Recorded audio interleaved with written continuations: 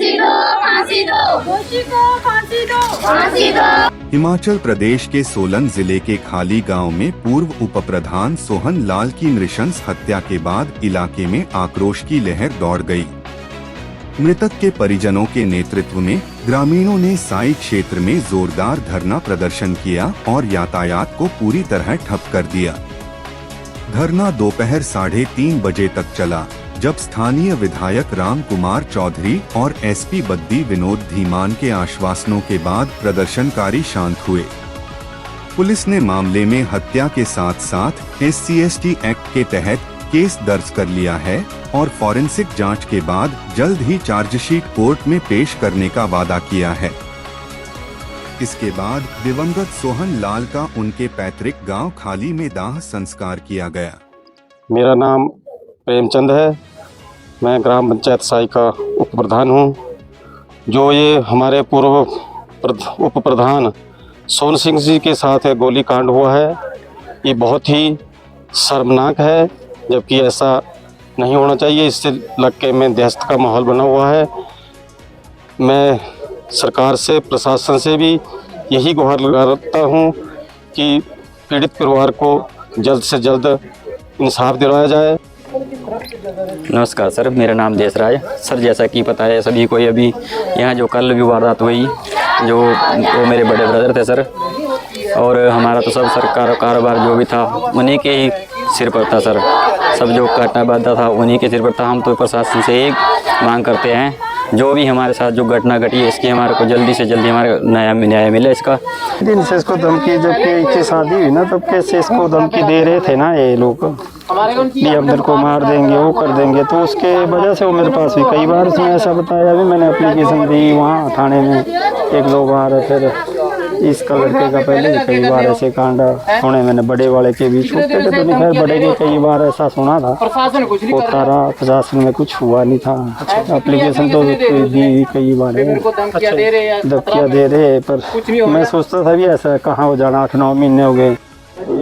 ये जो कल यहाँ साई गांव में एक दुखद घटना हुई, फायर इंसिडेंट हुआ है, तो उसमें जो विक्टिम है सोहन सिंह जी, उनके दौरान इलाज PGI चंडीगढ़ में मौत हो गई थी। जिस सिलसिले में हमारी एक टीम चंडीगढ़ मौजूद है, जो उनका पोस्टमार्टम और अन्य कार्रवाई करने में वहाँ व्यस्त है।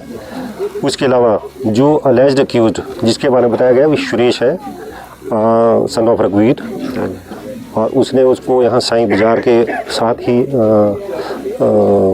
मृतक सोहन सिंह को शूट आउट किया था और उसके मौका से भाग गया था, जिसकी तलाश में पिछले कल से ही हमारी 4 टीमें, इसमें एक साइबर सेल टीम है, एक CCTV फुटेज चेक करने वाली टीम है, एक हमारा AI सेल है, दूसरी हमारी थाने की टीमें हैं। उसकी तलाश में पूरे इलाके में लगी हैं। 2 कई जगह दबिशें दी गई हैं।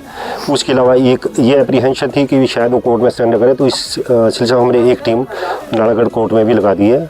मैं खुद यहाँ मौके पर हूँ। रात को मैं काफ़ी मौके की सारी कार्रवाई करने के बाद आज भी मैं अपनी टीम के साथ मौके पर उपस्थित हूँ, और जो भी द बेस्ट पॉसिबल, हमारा सबसे पहला मकसद है उस अक्यूज्ड को पकड़ना और सलाखों के पीछे भेजना। दोनों ही जिसको कहते हैं स्विच ऑफ, यानी कि उनके दोनों ही हमारे साइबर क्राइम CDR एनालाइज के उसमें रडार पे हैं। जैसे ही उनके फ़ोन उनके 1:13 के बाद से बंद है। उनका एक व्हाट्सएप एड्रेस था, IPDR, उनका एक IP एड्रेस होता है, तो उसको फैचिंग होने में टाइम लगता है 5 से 6 घंटे। तो उनका शाम को 6 बजे का वो डाटा नोडल एजेंसी को भेजा है। जैसे ही आएगा एनालाइज होगा, जो भी हमें क्योंकि हम लोग भी उसी पे डिपेंड है ना, टेक्नोलॉजी पे, क्योंकि यहाँ बैठे तो हमें कुछ पता नहीं लगेगा। हमें टेक्नोलॉजी बताएगी भी इस समय आदमी कौन कहाँ है, कैसा है। तो जहाँ से जितना भी हमें इंफॉर्मेशन इनपुट मिलता रहेगा, उसके अकॉर्डिंगली हम उसमें प्रॉपर कार्रवाई करेंगे। ठीक है। बहुत ही दुखद और दुर्भाग्यपूर्ण घटना घटी है, जिसमें पुलिस ने तत्काल हत्या में मुकदमा दर्ज कर लिया था। आरोपी को पकड़ने के लिए पुलिस ने 4 विशेष टीमों का गठन किया है और केस को इन्वेस्टिगेशन करने के लिए एडिशनल SP साहब अशोक वर्मा जी, इनकी अध्यक्षता में हमने एक स्पेशल इन्वेस्टिगेशन टीम SIT गठित की है, जिसमें 7-8 पुलिस वाले हैं, अलग अलग साइबर के, CCTV के, और पुलिस जो है वो अलग अलग टीम्स बना के आरोपी की धरपकड़ के लिए टीमें रवाना है। इसके साथ ही साथ हमने SC/ST एक्ट, जो कि बहुत ही स्ट्रिंजेंट कानून है, बहुत ही सख्त धारा है, वो सख्त धाराएँ भी हमने SC/ST एक्ट की लगाई हैं, और जो भी इस कृत्य में इस आरोपी के अलावा शामिल होंगे उनके खिलाफ भी पुलिस जो है वो सख्त कार्रवाई करेगी।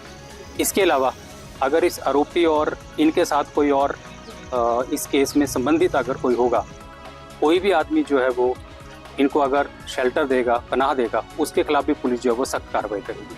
पुलिस ने सख्त से सख्त धारा लगाई है और मैं परिवार को और उनको आश्वस्त करना चाहता हूं कि पुलिस की तरफ से जो भी कानूनी कार्रवाई होगी सख्त से सख्त वो पुलिस करेगी और जल्द से जल्द हम अच्छी इन्वेस्टिगेशन करके, अच्छी जांच करके, अच्छे सबूतों को इकट्ठा करके और फोरेंसिक से एग्जामिन करवा के हम इसको जल्दी ही केस को वो चार्जशीट करेंगे और न्यायालय में इसको प्रेषित करेंगे।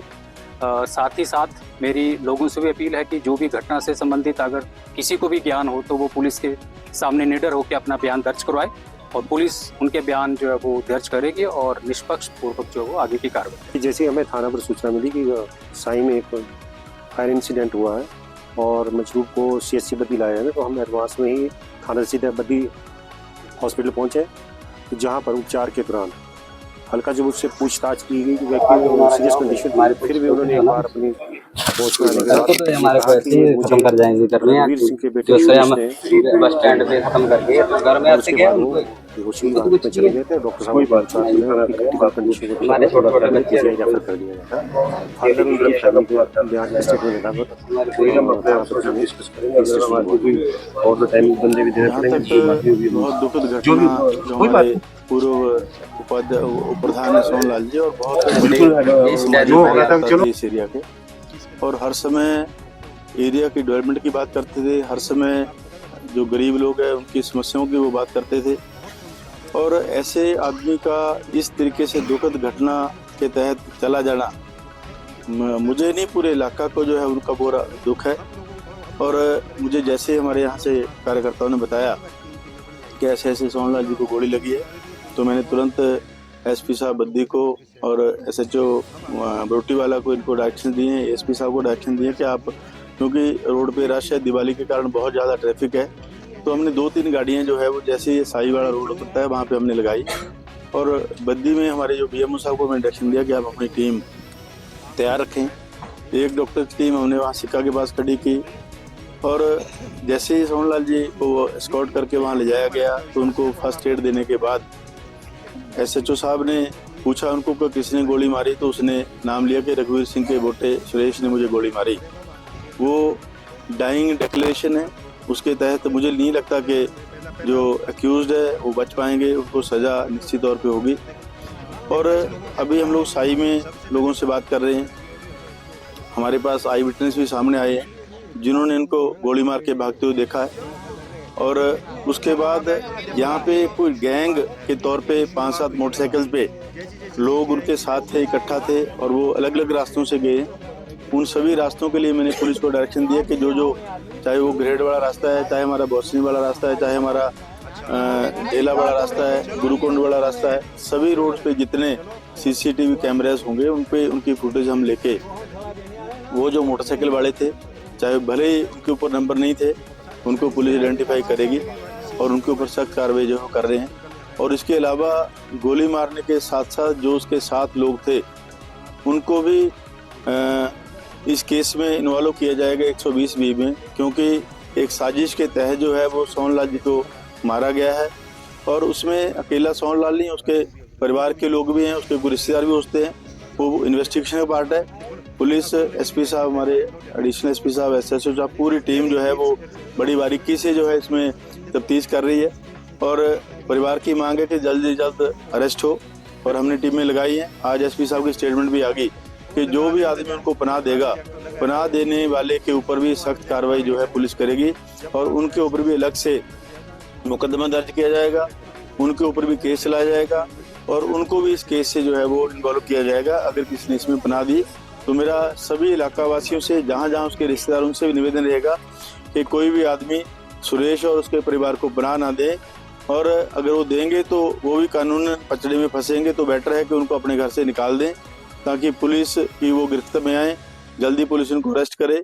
तो मैं हमारे पुलिस स्टाफ से और हमारे पुलिस अधिकारियों से भी निवेदन करूंगा कि इसमें और ज़्यादा तेजी करके जो है शीघ्र अतिशीघ्र जो एक्यूज्ड है उनको अरेस्ट करके परिवार वालों को तभी शांति मिलेगी। शांति तब मिलेगी जब उनको सज़ा होगी, वो लंबा प्रोसीजर है।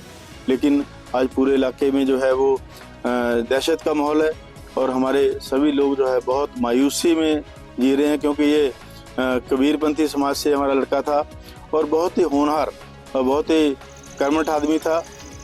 तो ऐसे आदमी के चले जाना समाज के लिए तो घाटा है ही, हमारी पार्टी को भी इसमें घाटा है, क्योंकि ये पार्टी का सक्रिय कार्यकर्ता भी था।